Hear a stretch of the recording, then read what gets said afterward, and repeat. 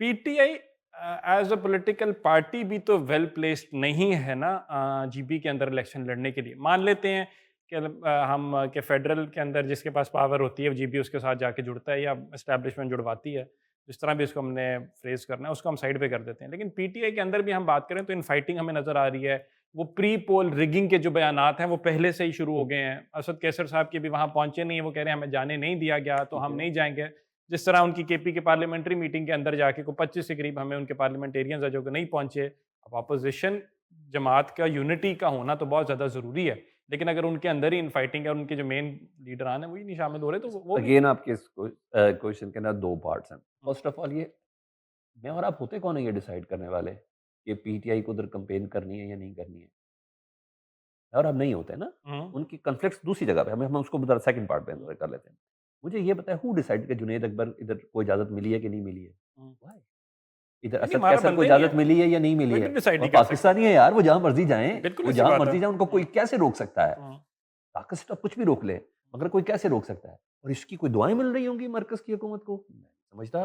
मुझे यही तो समझ नहीं आ रही, इनको ये नहीं पता चल रहा हमें दुआएँ कहाँ मिल रही हैं और बददुआएँ कहाँ मिल रही हैं। इनको इसी बात का नहीं पता चल रहा।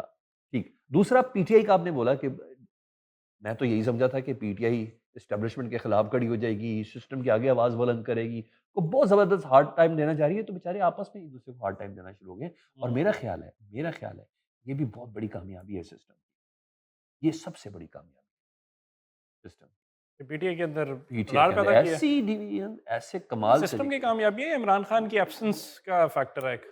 और बड़े-बड़े फैक्टर्स हैं, बड़े-बड़े फैक्टर्स हैं क्योंकि अब इस हद तक हम इस पॉलिटिक्स को या हम्म, हम अब समझना शुरू हो गए हैं, ये कोई एक जगह नहीं है। ऑफ द रिकॉर्ड तो हमसे बहुत ज़्यादा बातें होती हैं। ऑफ द रिकॉर्ड तो नून लीग वाले भी बहुत कुछ बता रहे होते हैं। Off the record Peoples Party में उनकी एक मुस्कुराहट ही मान नहीं है। वो जब वो मुस्कुरा के बता दे कि हाँ, तो फिर आप क्या कह सकते हैं? और शेर अफ़ज़ल मरवत देख लें, क्या कहाँ कोई एक्सपेक्ट करता है? अली अमीन गंडापुर देख लें, क्या कोई इस तरह एक्सपेक्ट करता है कि इस तरह के जुमले, इस तरह की बातें, इस तरह की स्टेटमेंट अब वो तो कोर्ट में भी जा रहे हैं। तो ये सारी चीज़ें और उसके बावजूद पाकिस्तान तहरीक-ए-इंसाफ के टिकट होल्डर एक अदद एमएनए भी हैं वो। नहीं ना, ये सारी चीज़ें गैर मरई तौर पर सामने आ रही हैं। हम्म, तो ये इतना आसान नहीं है, जितना आसानी से हम इसको कंसीव कर जाएँ। नो, इसके पीछे ये पूरी साइंस और मैंने कहा इनकी बहुत बड़ी कामयाबी है।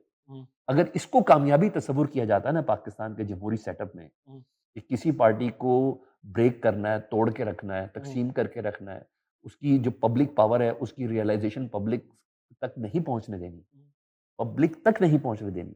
अगर आपको ये अगर इसका नाम है ना establishment, hmm. They are too good in it. लेकिन उसके अंदर बहुत ज़्यादा एक हमें हार्ड पावर का इस्तेमाल होता हुआ नज़र नहीं आया, मतलब ह्यूमन राइट्स की वायलेशन नज़र आई। तो उसके अंदर कामयाबी तो मैं तब मानता अगर एक डिप्लोमेटिक फ्रंट के ऊपर कोई पॉलिटिकल नहीं, मैनूवरिंग की गई होती। इसके अंदर पॉलिटिकल नहीं, मैनूवरिंग नहीं। मैंने आपसे पॉलिटिकल मैनूवरिंग की तो बात ही नहीं की। एस्टेब्लिशमेंट तो पॉलिटिकल मैनूवरिंग नहीं करती नहीं और करती, आजकल की तो सवाल ही पैदा नहीं होता। करती तो है। आजकल के तो दौर में तो यार जब मेरे जैसा सबसे नालायक आदमी आपके सामने कह रहा है कि मरियम नवाज़ साहिबा का बीमार हैं वो, लेकिन एक पॉलिटिकल एज मिल गया पीपल्स पार्टी को गिलगित बल्तिस्तान के इलेक्शन में जीत के लिए, इसलिए बिलावल सब धड़ाधड़ उधर वो कर रहे हैं। मुझे ये बताएँ, क्या कहेंगे शहबाज शरीफ साहब तो जा ही नहीं सकते। ख्वाजा साद रफ़ीक क्या कहेंगे? वो क्या करेंगे? बिलावल बताएगा कि मेरी हुकूमत है, हम्म, वो बताएँ। तो बिलावल के कंपैरिज़न में अगर कोई आके बंदा खड़ा होगा तो वो मरियम नवाज़ साहब है ना, कि जी मैं हूँ ना। हम्म, तो जब मैं कह रहा हूँ कि मुझे मेरा तज़िया कहता है कि शायद पीपल्स पार्टी को यहाँ एस्टेब्लिशमेंट एक रोल देने जा रही है। उस वक़्त आपका अगर हो गया तो मैं आपसे ज़रूर पूछूँगा और हम करेंगे। मैं इलेक्शन के बाद वापस आऊँगा तो फिर हम करेंगे अगर ऐसा हुआ तो, हम्म। कि फिर अगर पीपल्स पार्टी उधर बन गई गवर्नमेंट, तो ये मिथ तो आज़ाद कश्मीर में टूट गई थी।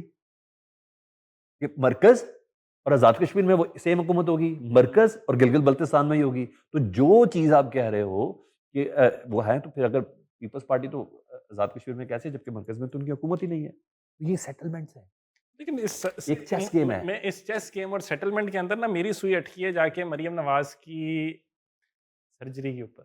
ना करें इस पे बात, प्लीज़ अच्छा, आगे चलें।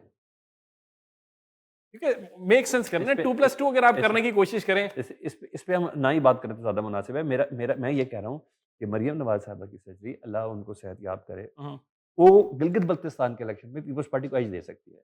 मुझे मुझे बहुत अच्छा लगता अगर वो दुरुस्त होती, हम्म। तो मरियम नवाज साहबा उधर जब कैंपेन कर रही होती ना गिलगित बल्तिस्तान में, तो मैं कहता कि हाँ, पीपल्स पार्टी को किसी ने हार्ड टाइम दिया है। आप कहते हैं साद रफीक नहीं है बिलावल को जवाब देने वाले, मरियम नवाज साहबा ही है। मरियम नवाज साहबा का बहुत कुछ है ना सर, आप गिलगित बल्तिस्तान में निशानियां नहीं देखी आपने हम्म, गवर्नमेंट ऑफ पंजाब की, मैं आपको सही बता रहा हूँ, आपने निशानियां नहीं देखी। हफीजुर मैं- रहमान साहब के पास बहुत कुछ है जो गवर्नमेंट ऑफ पंजाब ने उनको गिफ्ट किया है। मरियम नवाज साहबा या शहबाज शरीफ साहब एज अ वजीर आला ये सब करते रहे हैं। फेडरल एक अलहदा से अपनी गवर्नमेंट के साथ वो कर रहा होता है। वो कौन बताएगा उधर जाके क्या किया है बिलावल साहब ने? मुझे बता दें आप। हम्म, वो मरियम नवाज साहब बताएंगे, देखें मैंने इधर एमआरआई मशीनें दी थी, देखें मेरे वजीर आला ने गिलगित की ग्रीनरी को क्या किया, ग्रीन बेल्ट लगा दी, सड़कें देखे कैसी जबरदस्त, मैंने इतने किलोमीटर, मुझे बताएं ना उधर क्या किया। मैं तो उनके कई मेहदी शाह से लेकर सारे वजीर आला को भी जानता हूँ, उनकी हालत जार भी जानता हूँ, मैं बहुत कुछ बता सकता हूँ, मगर ये वो प्लेटफॉर्म नहीं है कि मैं उनकी माजी की चीजें बताऊँ। No no no no no, कारा साहब गवर्नर थे, इधर से फिर दूसरे साहब बने, ये सब मैं इन सब पोजीशन को मैं जानता हूँ, मैंने मैंने इनको बड़ा क्लोजली इन इलेक्शन को कवर किया एंड आई नो। हम्म। तो मेरा सिर्फ ये कहने का मतलब कि मरियम नवाज साहबा की जो बीमारी है ना, वो पीपल्स पार्टी को ही रास आ जाएगी। मरियम नवाज अब हम आगे कहीं बढ़ सकते हैं प्लीज।